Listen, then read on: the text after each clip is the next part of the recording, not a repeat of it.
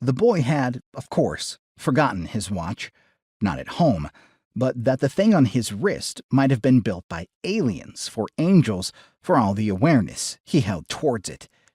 His eyes fixated on where the rock had vanished. The stillness of the moment, the same moment his brother sold him out, was so brief that Stuart's heart managed no more than a single lub.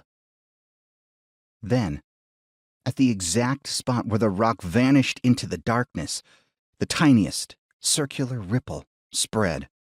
No more than a couple millimeters high, the ring swept across the surface in a flash until one of its edges reached the frame.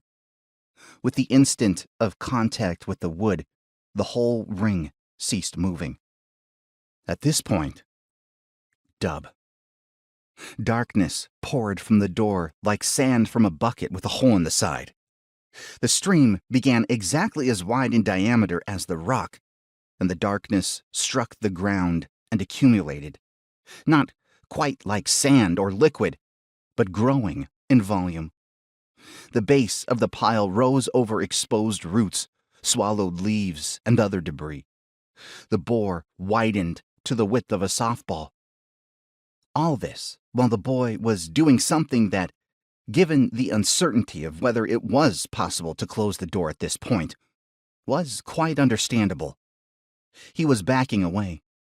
However, with most of his attention fixed on the door and the darkness, he failed to notice the crook between stones into which his foot slipped, causing the subsequent fracture of his ankle.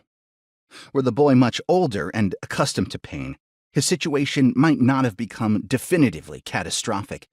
Adrenaline and determination may have propelled him as he crawled over tree trunks and around rocks, even as he vomited and wept from agony. The boy, however, dealt with his pain in a young boy's manner. He grabbed hold of his leg and screamed. His eyes clenched tight against tears, and his ankle throbbed far worse than anything he'd ever felt. The world had become white, pulsing light.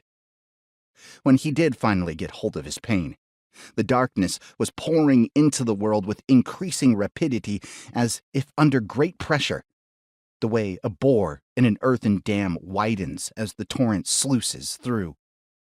It was nearly upon the boy when his eyes reopened, already barreling over him, when his vision cleared enough to register the wall of darkness. The word "Mommy" died on his lips.